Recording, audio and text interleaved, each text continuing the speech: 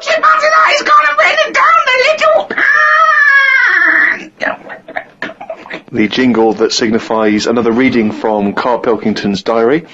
Got up and put the radio on. I listened to the story that the vicar read on Radio 2. Yeah, that could be good. He was saying how Jesus was 33 when he died. He said he was more into the idea of doing a lot in your life than living for ages. This was linked to the news about the doctor who's come up with some stuff that he's been injecting himself and his wife with that makes you age better. I looked it up on the internet. It wasn't worth them doing it because they are already old looking. I don't know why people want to stay looking young. You can wear a bald head better if you're old because hairs are replaced by wrinkles. It's drivel. No, it's not drivel. Pointless. It's just a pointless entry to a diary, that. It's not, because that could be like an important bit in like world history. What? The fact that someone's trying to make people not age. Age is good, isn't it? When you see an old person. That's been going forever. What has? People trying to age better. No, but he's talking about if you're 90, he wants people to look like they're 30. And that's not good, because how would the world run when that's going on? Well, I agree. But when again, it's not a revelation. If I like chatting to old people, because they know a lot of stuff.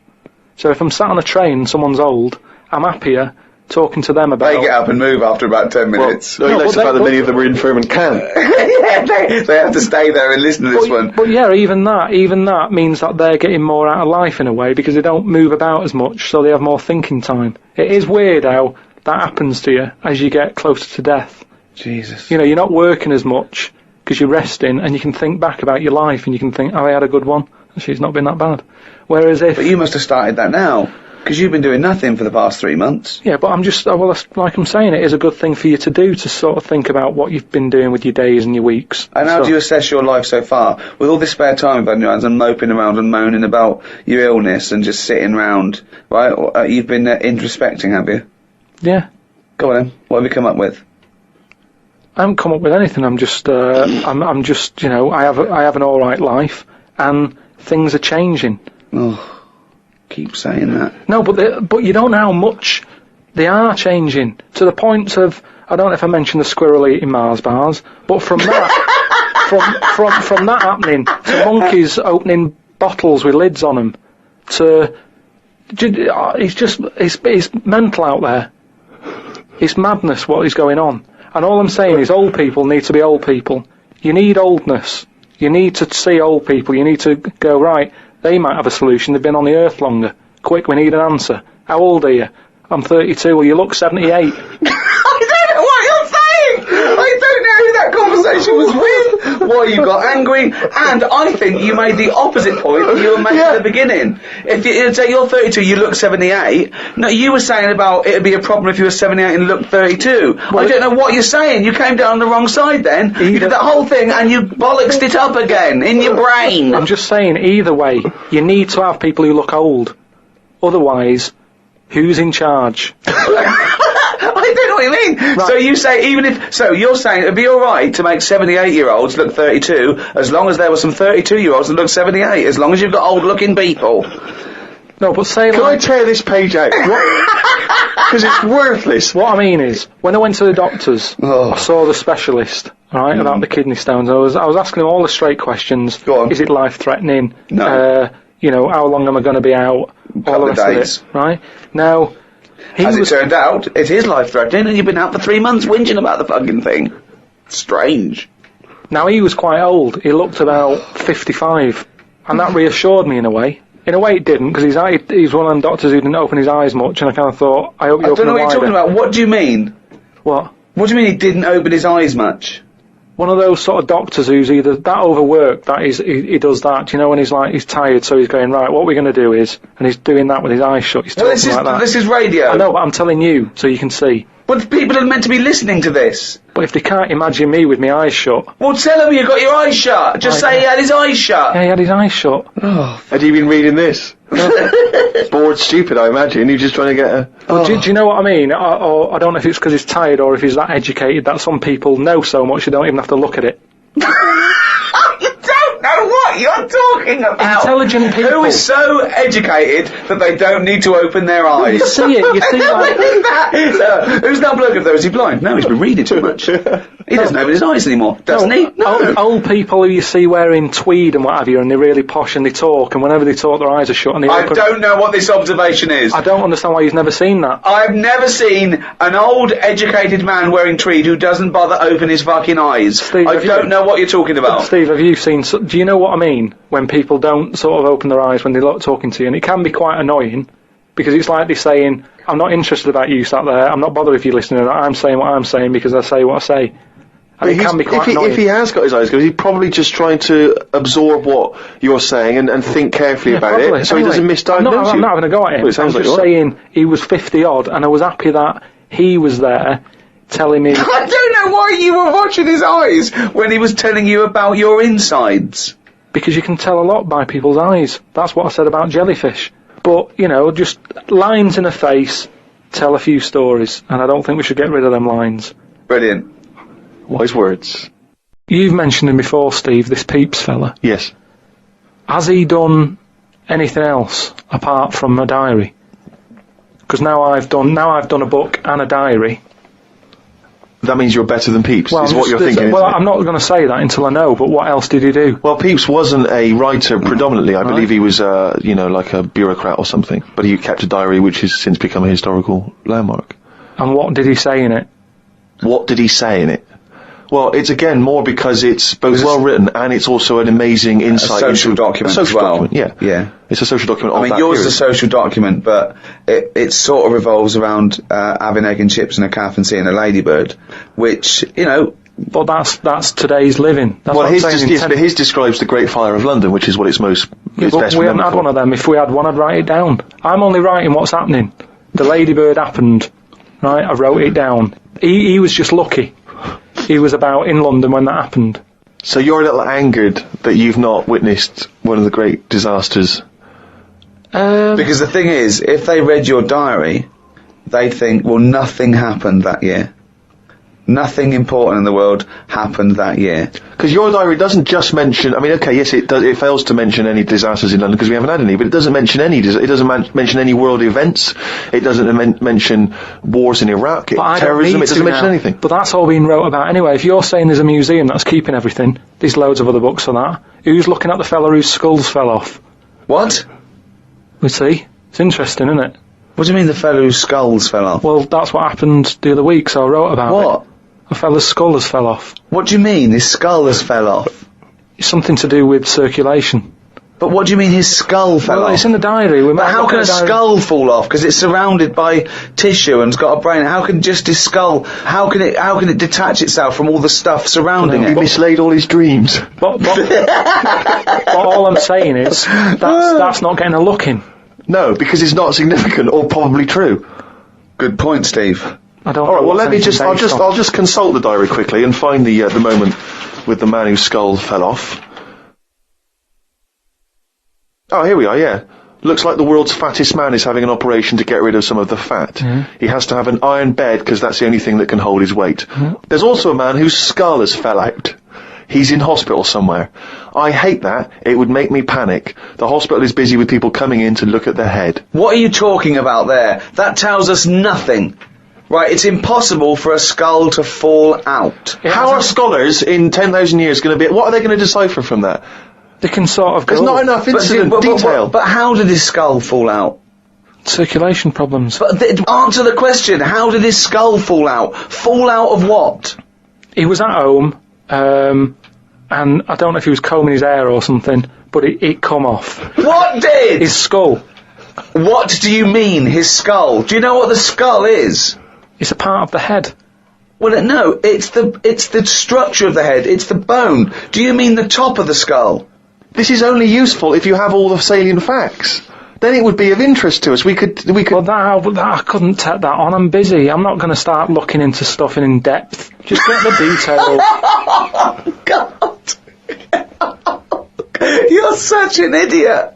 You are the best, idiot in the world. Well, I don't want to be premature, but that entry is followed by, I injured my toe the other day by dropping the toaster. Instead of letting it hit the floor, I tried to catch it with my foot. I didn't think I'd done any harm, but my nail looks like it could fall off. I might show it to the doctor when I get me kidney stones out. We could easily get by without nails on the feet. They are more trouble than they're worth. You're so wrong. You're so wrong. I think on the days when cavemen without shoes and animals need nails, I don't think we need them now. I honestly, because you hear about ingrowing toenails, right? So that's a problem. You've got to cut them. Stuff gets under there and gets infected. Get rid of them. You won't have any of that, as long as you wear shoes. No, you'd have unprotected toes and fingers, wouldn't you? I didn't say on the fingers, just on the toes. So why do you need them on the fingers and not the toes? Because you use your hands to do stuff. I've said about toenail out. It'd be good to have it growing on the head. What? Just having like a sheet of it, just like a nail on the forehead. You wouldn't look weird because we'd all have it. I'm not saying. What are you talking about now? I'm just saying I don't want to go on about evolution and stuff because we've done it all. What do you think the skull is for? No, but I mean on the outside, so that when you bang your head, it's a little bit more protection. Like people, I mean, you're looking at me like that. Why do you wear a helmet on a bike then? Because the bike wasn't meant to be invented. We weren't meant to whiz along at 70 miles an hour with evolution. I know, but because life's changing, like you've said. But you can't go, let's evolve, let's re-evolve. Okay, let's assume we've got this nail on our head that's growing out of our forehead. So we look like one big thumb. Yeah. Which weirdly, Karl you can almost imagine it looking at Karl now. You can imagine a big nail there. Does the nail continue to grow? Do we have to trim the head nail? Yeah, in the same way you get a haircut. Why is that preferable in your mind to just wearing a crash helmet in instances where you might have something hit your head? Just because, for a start, helmets, you have to carry them around with you. That's one thing that's put me off having a motorbike. Whenever you see someone on a motorbike, it's all like the clothes they've got to wear. And it's like a big upheaval, isn't it? It's if you have a car, you can get in with your shorts on, your flip-flops on. A motorbike, it's like you're an astronaut or something, and you're only nipping down the road for some milk. Do you know what I mean? So, what I'm saying is But does it annoy you having to put shoes on every day, and underpants, and a vest, and I don't know. No, but once they're on, I'm not carrying them. They're on me. If I had to then take the shorts off for whatever reason and walk around holding them, I'd go, I can't be bothered. I don't like holding a bag. I don't like bags. We carry too much around with us now. I don't like carrying stuff. It's just a hassle, isn't it? It's just endless things he doesn't want to do, doesn't like doing, isn't like carrying bags. Who the hell has a gripe about carrying bags?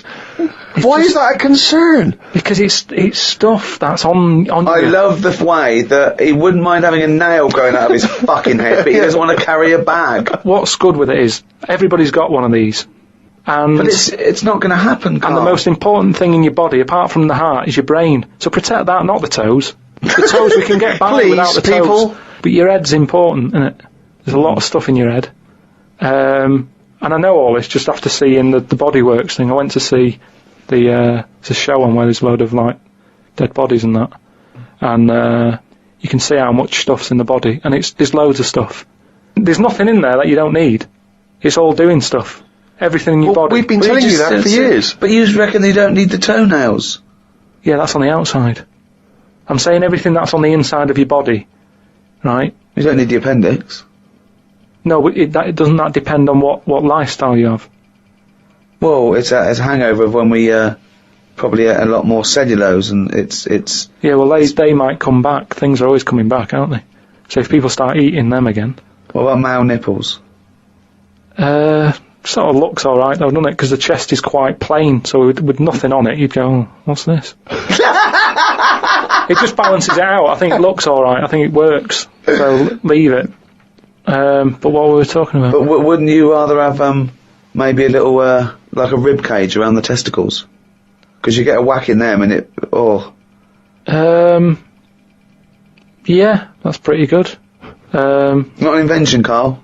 It's not an invention, and we can't do it. But would you be able to sit down still? Because that's the good thing with them at the moment, is movement. So it sort of works. But don't they say, they said something about testicles, at the Bodyworks thing. Well, they're on the outside. Put yours away, Karl. You're not one of the exhibits. They're on the outside because they have to be a few degrees below body temperature for the Sertoli cells to So that's an odd design. That they had to go there, because it's a bit of an odd place to have them. Where would you suggest? Dangling from the throat?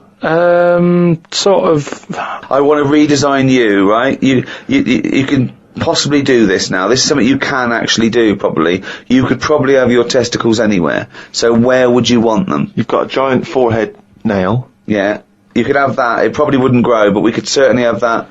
I just mean, like, because if all it's about is temperature, you don't want to get them too hot. Yeah. Well, they're getting hot down there because you're wearing pants and what have you. So have them nearer to the outside of the body. Well, they are near the outside of the body. No, but we wear pants over them. So you wear pants over them because they're testicles, and polite society suggests that you don't show your testicles. That's the odd thing, isn't it? That's what's happened somehow, that we've said testicles shouldn't be seen. Well, then just cut a hole in your trousers. If it's only about, keeping them cool, and because they're too hot, why don't you just hang them out your shorts? Because there's too many sort of seats that are shared these days, isn't there? But what I'm saying is... Well, what are you saying? Where would you put them? Somewhere like, sort of under the ears. So it sort of just looks like lobes. So you would redesign your body to have a pair of testicles hanging from your ears. And when people are sometimes talking, they do sort of mess with their ears, and they're always saying check for lumps. More handy. Does the penis remain where it is at the moment? Leave that where it is. Yeah.